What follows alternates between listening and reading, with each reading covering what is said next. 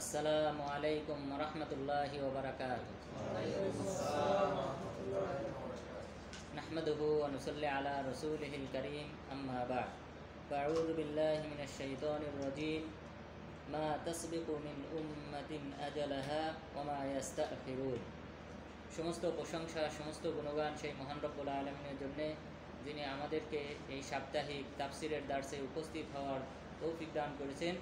সেই মহান রব্বুল আলামিনের দরগাহে জানাই লাখো কোটি সুজুদ ও শুকরিয়া, আলহামদুলিল্লাহ। দুরূদ ও সালাম বর্ষিত হোক মানবতার মুক্তির দূত মুহাম্মদ সাল্লাল্লাহু আলাইহি ওয়াসাল্লামের উপর। সম্মানিত দিনী ভাইরা, আমরা সূরাতুল মুমিনুনের 42 নম্বর আয়াত পর্যন্ত তাফসির করেছি। আজকে সূরা মুমিনুনের 43 থেকে ইনশাআল্লাহ 61 নম্বর আয়াত পর্যন্ত তাফসির করব। আজকের মূলত যে আলোচ্য বিষয় আছে, সে আলোচ্য বিষয় হলো আল্লাহ তাআলা পূর্ববর্তী কওমদেরকে, তাদের নবীদেরকে অস্বীকার করার কারণে তাদেরকে মূলোৎপাটন করেছেন, ধ্বংস করেছেন, আসমানি শাস্তি দিয়ে একবারেই কাফেরদেরকে একসাথে ধ্বংস করেছে। এটা প্রথম বিষয়। দ্বিতীয় বিষয়, আল্লাহ তাআলা মূসা আলাইহিস সালামকে এবং হারুন আলাইহিস সালামকে ফিরাউনের কাছে পাঠিয়েছিলেন। এই বিষয়ে ফিরাউন যে তাকাব্বুরি করেছিল, অহংকার প্রদর্শন করেছিল, সেই বিষয়টা ফুটিয়ে তোলা হয়েছে।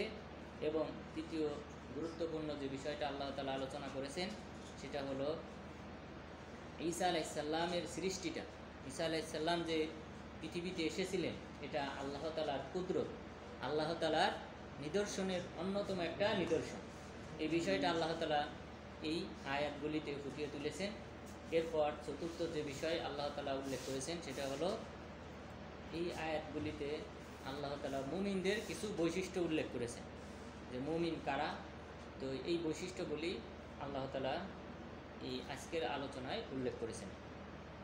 প্রথমত মহান রব্বুল আলামিন বলেন, মা তাসবিকু মিন উম্মাতিন আজালাহা ওয়া মা ইস্তাখিরুন।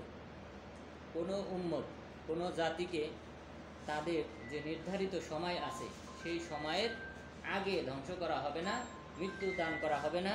ওয়া মা ইস্তাখিরুন, এবং তাদেরকে অবকাশ দিয়ে, তাদের যে সময় আছে সময় বৃদ্ধি করে দিয়ে তাদের মৃত্যুটাকে আরও পিছিয়ে দেওয়া হবে না।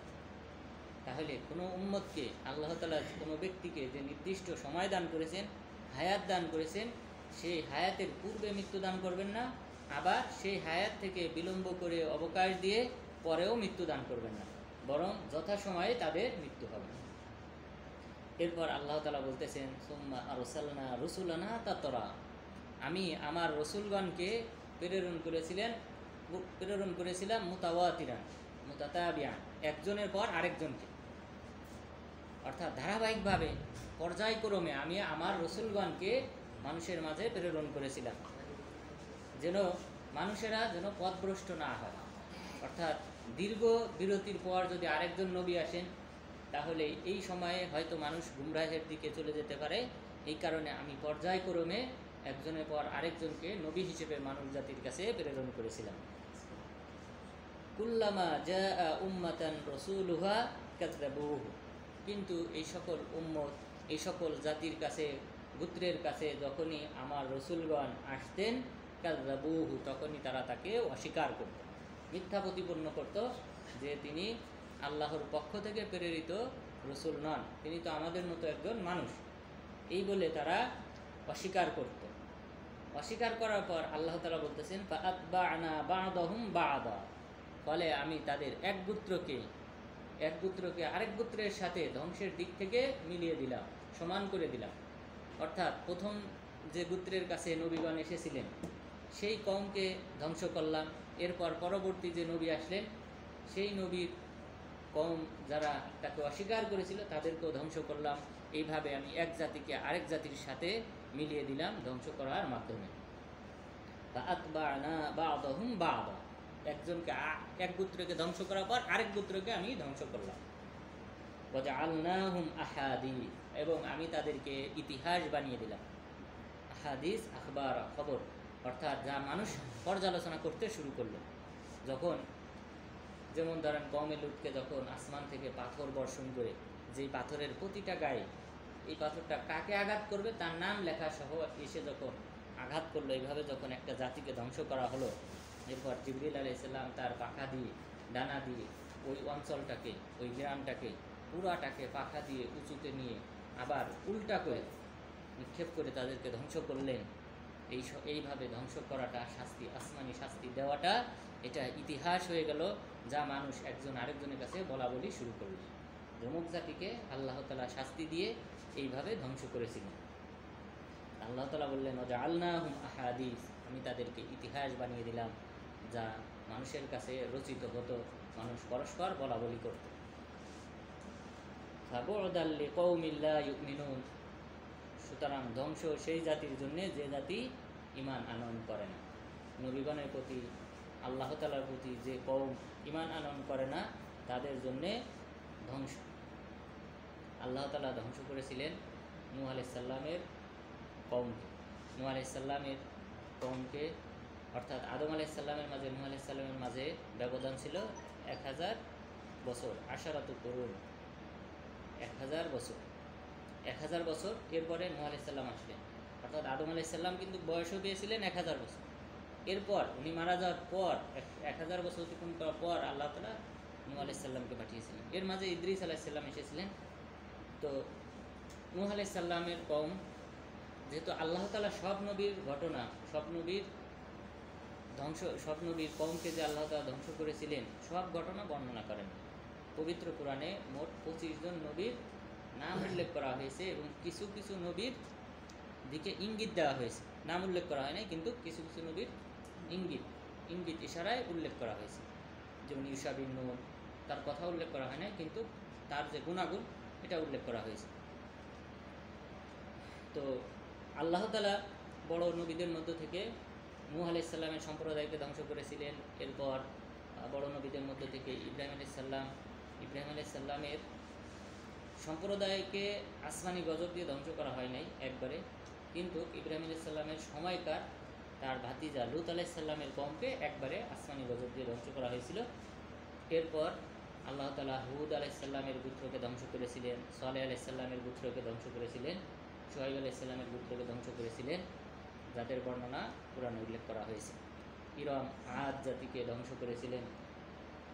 তো এর মধ্যে শুআয়ব আলাইহিস সালামের গোত্র এবং সালেহ আলাইহিস সালামের গোত্র, এটা কিন্তু বর্তমানে সৌদি আরবে। তো এই সকল গোত্রদেরকে আল্লাহ তাআলা ধ্বংস করেছিলেন, তাদেরকে ইতিহাস বানিয়েছিলেন।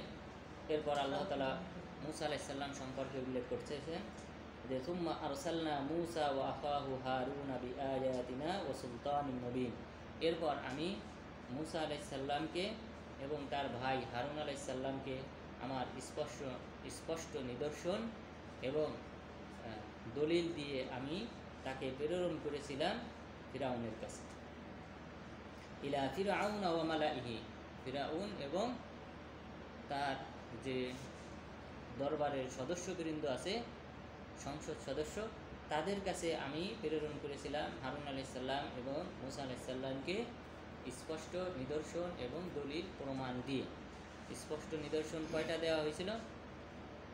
মূসা আলাইহিস সালামকে, হারুন আলাইহিস সালামকে ফিরাউনের কাছে, ফিরাউনের সাথে সম্পর্কিত মুজিজা আল্লাহ তাআলা কয়টা দিয়েছিলেন? 9টি, যেটা আল্লাহ তাআলা নিজেই উল্লেখ করেছেন।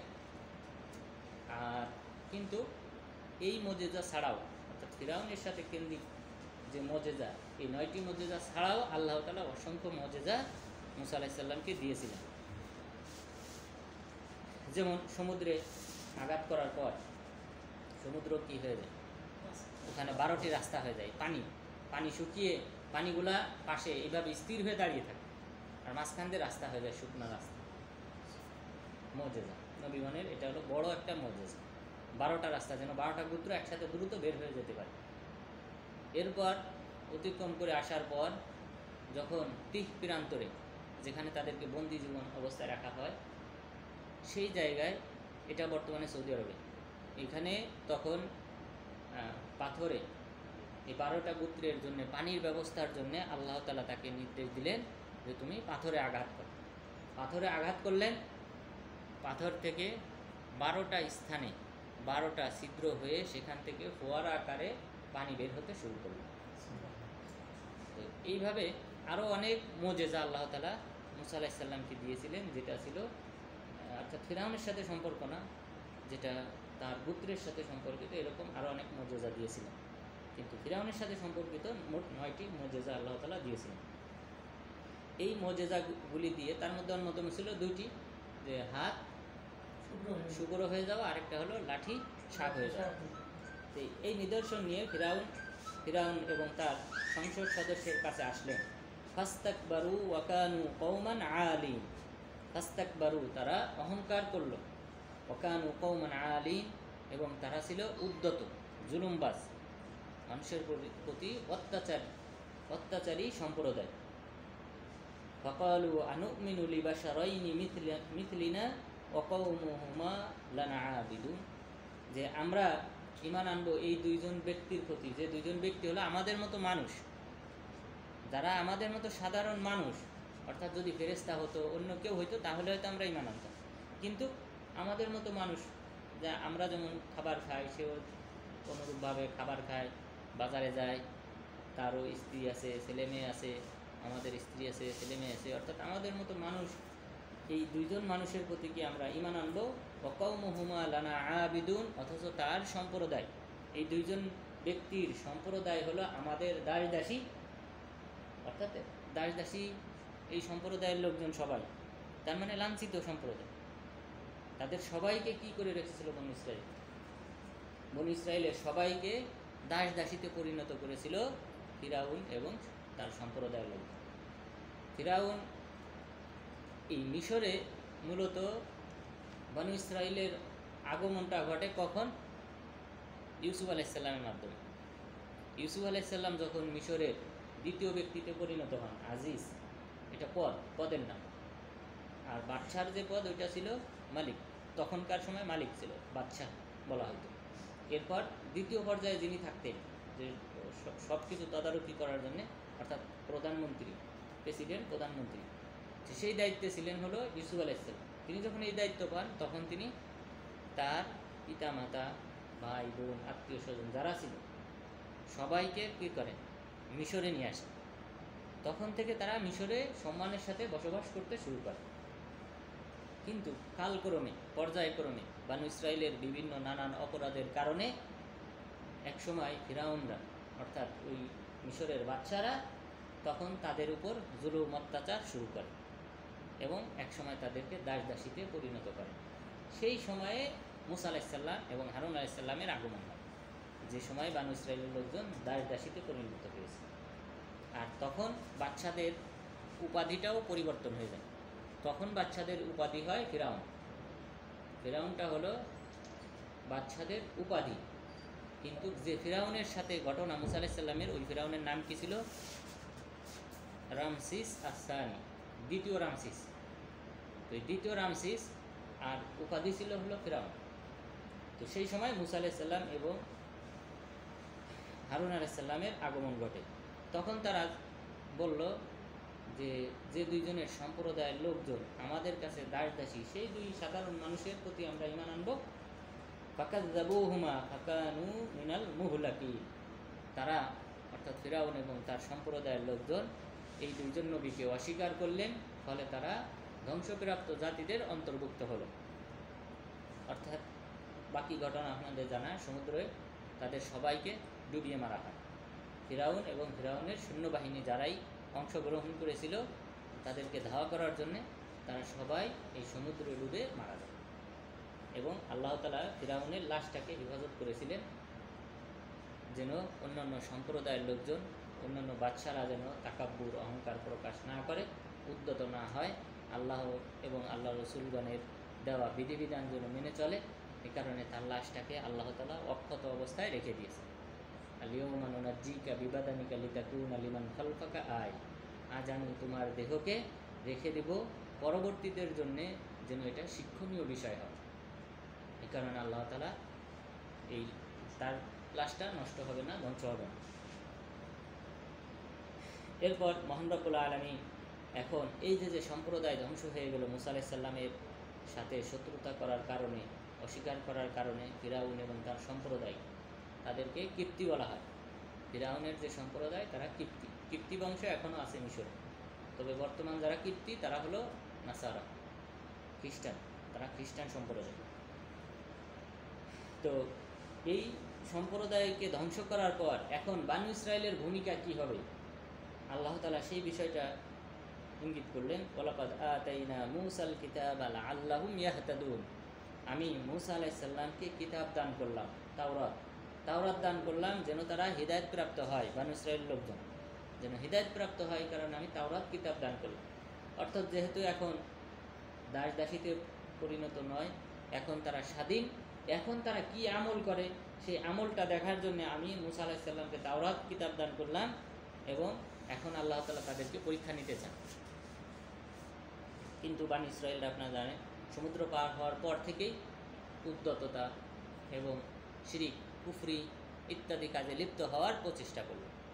সমুদ্র থেকে পার হওয়ার পর এক দল লোকদেরকে দেখলো তারা মূর্তির পূজা করে, তখন বলল ইজআল্লানা ইলাহান কামা লাহুম আলি, আমাদেরকেও তাদের মতো অনুরূপ মূর্তি দান করেন যেন আমরা তাদের মতো উপাসনা করতে পারি। তাহলে তাওহীদ ধর্ম আর এই শিরকের ধর্মের মাঝে যে আসমান জমিন পার্থক্য, এই পার্থক্যটা আর বানু ইসরায়েলের কাছে থাকলো না।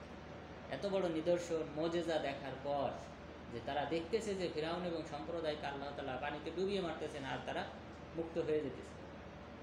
এরপর সমুদ্র পার হওয়ার পর যেটা বৈপরীত্য ধর্ম, যেটা হলো আল্লাহ তাআলার সাথে সবচেয়ে ঘোর বিরোধিতার ধর্ম, সেটা হলো শিরকি ধর্ম, সেই ধর্মে লিপ্ত হওয়ার আহ্বান করল আল্লাহ তাআলা। এই কারণে তাদেরকে কিতাব দান করলেন। কিতাবটা হলো আল্লাহ তাআলার সবচেয়ে বড় নিয়ামত। আমরা যে কোনো দ্বন্দ্বে লিপ্ত হই না কেন, তার অন্যতম সমাধান হলো কোরআন। আমরা যদি কোরআন এবং হাদিসের দিকে ফিরে আসি, সে যত ধরনের ফিতনা ফাসাদ চলুক না কেন সমাজে, আমরা যদি কোরআন এবং সহিহ হাদিসের দিকে ফিরে আসি, তাহলে মনে করবেন এটাই আমাদের জীবনের সফলতা। বিভিন্ন আলেম বিভিন্ন বক্তব্য দিতে পারে, বিভিন্ন দল বিভিন্ন ফিরকা তৈরি করতে পারে, কিন্তু আপনি যদি কোরআন এবং হাদিসের দিকে ফিরে আসেন, এই অনুযায়ী আমল করেন, জীবনযাপন করেন, আপনি পরকালীন জীবনে সফল। এখানে সফলতার জন্যে অন্য কোনো কিছু বাধা হবে না।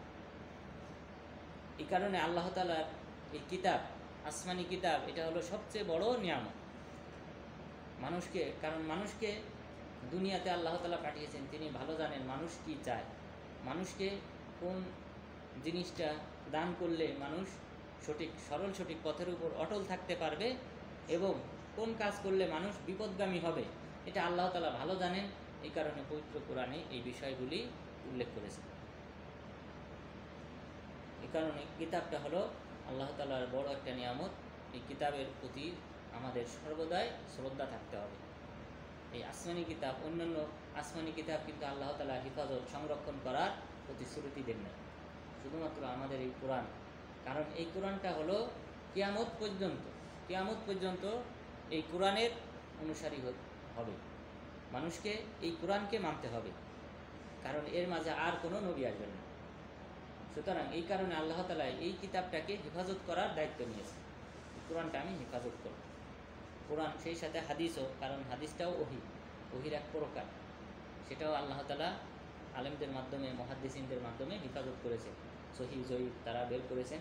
সুতরাং এটাও একটা আল্লাহ তাআলার বড় একটা নিয়ামত। এরপর আল্লাহ তাআলা ঈসা আলাইহিস সালাম তাকে যে আল্লাহ তাআলা পৃথিবীতে পাঠিয়েছেন, তার পৃথিবীতে আগমনটা এটা ছিল একটা মুজিজা, একমাত্র আল্লাহ তাআলার ক্ষমতা বলেই তিনি পৃথিবীতে এসেছেন। মহান রব্বুল আলামিন সেই দিকে ইঙ্গিত দিয়ে বলেন, ওয়াজআলনা ইবনা মারইয়ামা ওয়া উম্মাহু আয়াতাও ওয়া আওয়াইনাহুমা ইলা রাবওয়াতিন যাতি করারি ওয়া মাঈন। আমি ইবনু মারিয়ামের তনয় ছেলে ঈসা আলাইহিস সালামকে, ওয়া উম্মাহু এবং তার মাকে বানিয়েছি আয়াতান, নিদর্শন। এটা হলো আল্লাহ তাআলার একটা মুজিজা, নিদর্শন, যে ঈসা আলাইহিস সালামের সৃষ্টি হওয়াটা, তার এবং তার মাকে উভয়কেই আমি আল্লাহ তাআলার একটা বড় নিয়ামত বানিয়েছি। ওয়া আওয়াইনাহুমা ইলা রাবওয়াতিন, বড় নিয়ামত হলো আল্লাহ তাআলা তার সৃষ্টিটা, মানুষের সৃষ্টিটা শুরু করেছেন আদম আলাইহিস সালামকে সৃষ্টি করার মাধ্যমে। আল্লাহ তাআলা পৃথিবীর সমস্ত জায়গা থেকে এক মুষ্টি মাটি নিয়ে এই মাটি থেকে আল্লাহ তাআলা কাকে সৃষ্টি করলেন? আদম আলাইহিস সালামকে। এই কারণে আমরা এই হাদিসটা বলেছিলাম যে আল্লাহ তাআলা কবজাতান, এক মুষ্ঠ মাটি নিলেন পৃথিবীর সব মাটি থেকে। এই কারণে কারো চেহারা সাদা, কারো চেহারা কালো, কারো চেহারা লাল, অর্থাৎ সাদা কালোর মাঝামাঝি। তো এই মাটি থেকে আদম আলাইহিস সালামকে সৃষ্টি করলেন। মাটি থেকে সৃষ্টি করার পর ভিন্ন একটা সৃষ্টি, মানে মাটি থেকে তৈরি হয়েছে, মূল পদার্থ মাটি, কিন্তু সৃষ্টিটা, পরবর্তী যে সৃষ্টিটা হয়েছে সেটা ভিন্ন ভিন্ন রূপ ধারণ করেছে। মাটি কথা বলতে পারে না, কিন্তু আমরা কথা বলতে পারি। আল্লাহ তাআলা রূহ ফুঁকে দিলেন, রূহ ফুঁকে দেওয়ার পর খলকান আখার, আমি ভিন্ন সৃষ্টি হিসেবে আমি সৃষ্টি করেছি। তাহলে আদম আলাইহিস সালামের সৃষ্টিটা মাটি, পানি ইত্যাদি থেকে হয়েছিল। এরপর পরবর্তীতে যে আল্লাহ তাআলা আদম আলাইহিস সালাম থেকে সৃষ্টি করলেন তার যুগল স্ত্রী হাওয়া আলাইহিস সালামকে তার বাম পাজরের হাড্ডি থেকে। অর্থাৎ এটা আল্লাহ তাআলার একটা কুদরত। প্রথম যে সৃষ্টিটা ছিল সেটা ছিল মা বাবা কেউ ছাড়া, মা বাবা ছাড়াই আল্লাহ তাআলা সৃষ্টি করলেন মাটি থেকে আদম আলাইহিস সালামকে। এরপর হাওয়া আলাইহিস সালামকে, তাকেও মা বাবা ছাড়া, কিন্তু তার যুগল, তার স্বামীর হাড্ডি থেকে আল্লাহ তাআলা কী করলেন? তাকে তৈরি করলেন। এরপর পরবর্তীতে আল্লাহ তাআলা, আমরা যে মানুষ, সাধারণ মানুষ, আমাদেরকে সৃষ্টি করলেন বীর্য থেকে, অর্থাৎ মা বাবার ঔরস থেকে আল্লাহ তাআলা আমাদেরকে সৃষ্টি করলেন। এই প্রক্রিয়ায় মানুষের আগমন পৃথিবীতে। কিন্তু ঈসা আলাইহিস সালাম সম্পর্কে আল্লাহ তাআলা বললেন, আমি তাদের উভয়কে, ঈসা আলাইহিস সালাম এবং তার মা উভয়কে আমি নিদর্শন বানিয়েছিলাম। নিদর্শনটা হলো আল্লাহ তাআলা কোনো প্রকার পিতা তথা পুরুষের সংস্পর্শন ছাড়াই আল্লাহ তাআলা মারিয়াম আলাইহিস সালামের গর্ভে সন্তান দান করেন। এটা হলো যেন সৃষ্টির যে প্রক্রিয়া এটা পূর্ণতা লাভ করে। অর্থাৎ আল্লাহ তাআলার ক্ষমতার একটা অন্যতম নিদর্শন, আল্লাহ তাআলা পিতামাতা ছাড়াই সৃষ্টি করলেন আদম আলাইহিস সালামকে। এরপর পিতা ছাড়া সৃষ্টি করলেন ঈসা আলাইহিস সালাম, আর আমাদেরকে সৃষ্টি করেছেন পিতামাতা থেকে। তো এইভাবে আল্লাহ তাআলার সৃষ্টি পূর্ণতা, ক্ষমতার পূর্ণ রূপ প্রকাশ পেয়েছে ঈসা আলাইহিস সালামকে পুরুষ ছাড়া সৃষ্টি করার মাধ্যমে। আল্লাহ তাআলা সেই দিকে ইঙ্গিত করে বললেন যে আমি তাদের উভয়কে বানিয়েছি নিদর্শন, আমার একটা নিদর্শন, মুজিজা। ওয়া আওয়াইনাহুমা ইলা রবওয়া। এখানে ঈসা আলাইহিস সালামের নিদর্শন আরও অনেকগুলো নিদর্শন প্রকাশ পায়। ঈসা আলাইহিস সালাম তিনি তাদের অন্যতম যারা শৈশবকালে কথা বলেছেন। এখানে তিনি যে ঈসা আলাইহিস সালাম যে ভূমিষ্ঠ হলেন, ভূমিষ্ঠ হওয়ার পর বানু ইসরাইলের লোকজন তারা মিথ্যা অপবাদ দিল যে তিনি হলেন জারজ সন্তান, যে মারিয়ামকে তারা দোষারোপ করলো যে ইয়া উখতা হারুন, হে হারুন আলাইহিস সালামের বোন, আমরা তো তোমার পূর্বপুরুষের মধ্যে কাউকে এরকম ব্যভিচারিণী হিসেবে দেখি নাই। তখন মারিয়াম আলাইহিস সালাম তিনি কি করলেন? ইশারা করলেন কার দিকে? বাচ্চার দিকে, যে তোমরা যদি কিছু বলো তাকে বলো। অর্থাৎ আল্লাহ তাআলা জিবরিল আলাইহিস সালামের মাধ্যমে আগেই জানিয়ে দিয়েছিলেন যে সে উত্তর দেবে। তখন ঈসা আলাইহিস সালাম কি করলেন? ওয়া ইউকাল্লিমুন নাসা ফিল মাহদি ওয়া কাহলা, যে ঈসা আলাইহিস সালাম তিনি শৈশবে, মাতৃকোলে এবং সেই সাথে পৌঢ় বয়সে বড় হওয়ার পর তিনি কথা বলবেন। তা মাতৃকোলে তিনি কথা বলতে শুরু করলেন। তিনি কি বললেন? ইন্নী আব্দুল্লাহ আতানিয়াল কিতাব ওয়া জাআলানি নাবিয়্যা, আমি হলাম আল্লাহর বান্দা, রসুল, এবং আল্লাহ তাআলা আমাকে কিতাব দান করেছেন, হিকমা দান করেছেন। এরপর বললেন আল্লাহ তাআলা আমাকে অসংখ্য নিদর্শন দান করেছেন। ইন্নী উহিল মাউতা বিইذনিল্লাহ, আমি আল্লাহ তাআলার নির্দেশে মৃত ব্যক্তিকে জীবিত করব। এরপর বললেন ও উনাব্বিউকুম বিমা তাআকুলুনা ওয়া মা তাদাখিরুনা ফি বুয়ুতিকুম, তোমরা যা খাও তোমাদের পেটে যাওয়ার পর আমি বলে দেবো তুমি কি কি কি খাবার খেয়েছো, এবং ওমা তাদাখিরুনা ফি বুয়ুতিকুম, তোমরা ঘরে যা জমা করো সে সম্পর্কেও আমি বলে দেব। এবং আমি ওয়াহাইয়্যু লাকুম মিনাত তিনি কাহাইয়াতিত তায়র, আমি একটা পাখির রূপ দান করব, মাটি থেকে পাখির রূপ দান করব, আল্লাহ তাআলার নির্দেশে এটা পাখি হয়ে আসমানে উড়বে, অর্থাৎ জীবন ফিরে পাবে। আল্লাহ তাআলা এই মুজিজাগুলি ঈসা আলাইহিস সালামকে দিয়েছিলেন। তিনি মাতৃকোলে বনী ইসরায়েলকে বলে দিলেন এসব কথা, যে আমি হলাম আল্লাহ তাআলার রসুল, এবং আল্লাহ তাআলা ওয়া জাআলানি মুবারাকান আইনামা কুন, আমি যেখানেই থাকি না কেন আল্লাহ তাআলা আমাকে বরকতময় হিসেবে পাঠিয়েছে। এইভাবে আসসালামু আলাইয়া ইয়াউমা উলিদতু ওয়া ইয়াউমা আমুতু ওয়া ইয়াউমা উবআতু হাইয়া, আর আমার উপর আল্লাহ তাআলার শান্তি অবধারিত, যেদিন আমি ভূমিষ্ঠ হয়েছি, যেদিন আমি মারা যাব, যেদিন আমি আবার পুনরায় উত্থিত হব। তাহলে নবী রাসূলগণ মারা যান, নবী রাসূলগণ দুনিয়াতে স্বাভাবিক যে জীবনে আছেন, আমাদের মতো স্বাভাবিক জীবন, ওনাদের পার্থক্য হলো মানুষের মাঝে, পার্থক্যটা হলো মর্যাদার দিক থেকে। মর্যাদার দিক থেকে তারা হলেন শ্রেষ্ঠ, ফেরেশতাদের চেয়েও শ্রেষ্ঠ। তো পার্থক্য যেটা সেটা হলো এই দিক থেকে, কিন্তু মানুষত্বের দিক থেকে তারা মানুষ। আমাদের যেমন নির্ধারিত একটা সময় আল্লাহ তাআলা পৃথিবীতে দিয়েছেন, এরপর আমাদের মৃত্যুবরণ করতে হবে, নবীগণও এইভাবে মারা যান। আমাদের নবী মুহাম্মদ সাল্লাল্লাহু আলাইহি ওয়াসাল্লাম তিনিও সেই একই নিয়মে মারা গেছেন। তো ঈসা আলাইহিস সালামকে আল্লাহ তাআলা নিদর্শন বানিয়েছেন এবং অসংখ্য নিদর্শন দান করেছেন, যেগুলি আমরা উল্লেখ করলাম। এখন এই মারিয়াম আলাইহিস সালাম যখন তিনি গর্ভবতী হলেন, গর্ভবতী হওয়ার পর আল্লাহ তাআলা বলতেছেন ওয়াইনাহুমা ইলা রাবওয়াতিন যাতি করারি ওয়া মাঈন, আমি তাদের উভয়কে আশ্রয় প্রদান করলাম, ইলা রবওয়া, রবওয়া বলা হয় উঁচু টিলা, উঁচু স্থান, যাতি করার যেটা বসবাসের উপযোগী, ওয়া মাঈন যেটা ঝর্ণা বিশিষ্ট। অর্থাৎ এটা উদ্দেশ্য হলো ফিলিস্তিন, বর্তমান ফিলিস্তিনের বেতেলহাম, বাইতু লাহমিন বলা হয়, অর্থাৎ বেতেলহাম বলে, যে যেখানে ঈসা আলাইহিস সালাম ভূমিষ্ঠ হয়েছিলেন সেই স্থানটা এটা উঁচু স্থান ছিল। ঈসা আলাইহিস সালামের মা মারিয়াম আলাইহিস সালাম তিনি এই যখন তার ব্যথা ওঠে, এই প্রসবের বেদনা যখন ওঠে, তখন তিনি নিজে এই লোকালয় ছেড়ে, কারণ এখানে যদি ভূমিষ্ঠ হয় লোকজন মিথ্যা অপবাদ দেবে, বরং তিনি বললেন মৃত্যু কবলা হাদা ওয়া কুনতু নাসিয়াম মানসিয়া, আমি যদি আজকে ইয়া লাইতানি মৃত্যু কবলা হাদা ওয়া কুনতু নাসিয়াম মানসিয়া, হায় আফসোস আমি যদি আজকের এই দিনের পূর্বে মারা যেতাম, ওয়া কুনতু নাসিয়াম মানসিয়া, আর আমি যদি মাটির সাথে মিশে যেতাম, কেউ যদি আমার কথা কোনোদিন স্মরণ না করতো, এমন যদি হতো তাহলে ভালো ছিল।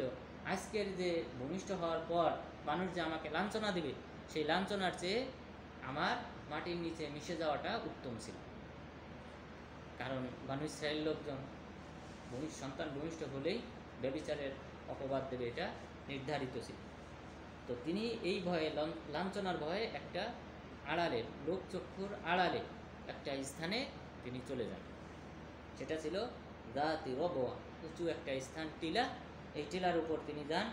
আর যে টিলাটা ছিল উপযুক্ত, বসবাসের উপযোগী, ও মাইল, এবং যার পাশ দিয়ে ঝর্ণা ধারা প্রবহমান ছিল। এরপর এখানে অন্য আয়াতে মহান রব্বুল আলামিন সূরা মারিয়ামের 24 থেকে 26 নম্বর আয়াতে বলেছেন, আল্লাহ তাহজানি কদ জাআলা রাব্বুকা তাহতাকা সারিয়া, যে তুমি দুশ্চিন্তাগ্রস্ত হইও না। সান্ত্বনা দেওয়ার জন্য আল্লাহ তাআলা ওই সময় জিবরিল আলাইহিস সালামকে পাঠালেন। পাঠানোর পর বললেন যে আল্লাহ তাহজানি, তুমি দুশ্চিন্তাগ্রস্ত হইও না, কদ জাআলা রাব্বুকা তাহতাকা সারিয়া, আল্লাহ তাআলা তুমি যে এই উঁচু টিলাতে আশ্রয় নিয়েছো, এর পাদদেশ দিয়ে আল্লাহ তাআলা একটা নদী প্রবাহিত করেছেন।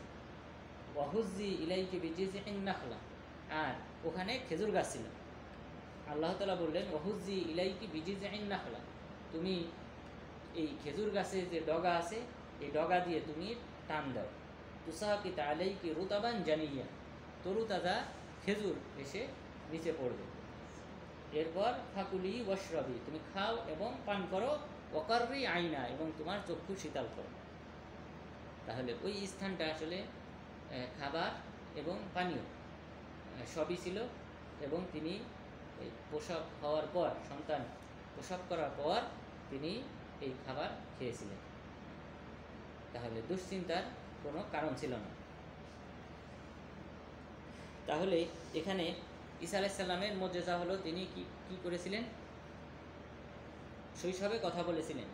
মোট 7 জন ব্যক্তি, এটা খেয়াল রাখবেন, মোট 7 জন ব্যক্তি শৈশবে কথা বলেছেন।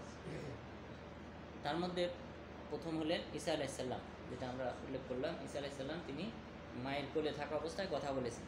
দ্বিতীয় ব্যক্তি হলেন ইয়াহইয়া আলাইহিস সালাম। ইয়াহইয়া আলাইহিস সালাম সম্পর্কে ওয়া আতাইনাহুল হুকমা সাবিয়্যা, মহান রব্বুল আলামিন ইয়াহইয়া আলাইহিস সালাম সম্পর্কে বলেছেন, আমি তাকে শৈশবকালে আমি হিকমা দান করেছিলাম, প্রজ্ঞা দান করেছিলাম, নবুয়ত দান করেছিলাম। এই আয়াতের ব্যাখ্যায় যহাক রাহিমাহুল্লাহ তিনি বলেছেন যে ইয়াহইয়া আলাইহিস সালামও তিনি শৈশবে কথা বলেছেন, যেহেতু শৈশবে আল্লাহ তাআলা তাকে নবুয়ত দিয়েছেন, নবুয়ত প্রচার করেছেন, শৈশবে তিনি কথা বলেছেন। এরপর তৃতীয় যে ব্যক্তি কথা বলেছিলেন তিনি হলেন ওয়াশাহিদা শাহিদুন মিন আহলিহা, ওয়াশাহিদা শাহিদুন মিন আহলিহা, ইউসুফ আলাইহিস সালাম। ইউসুফ আলাইহিস সালামের সাথে জুলাইখার যে ঘটনাটা ঘটলো, ঘটনা ঘটার পর আল্লাহ তাআলা বলতেছেন ওয়াশাহিদা শাহিদুম মিন আহলিহা, এই জুলাইখার পরিবারের একজন ব্যক্তি সাক্ষ্য প্রদান করল।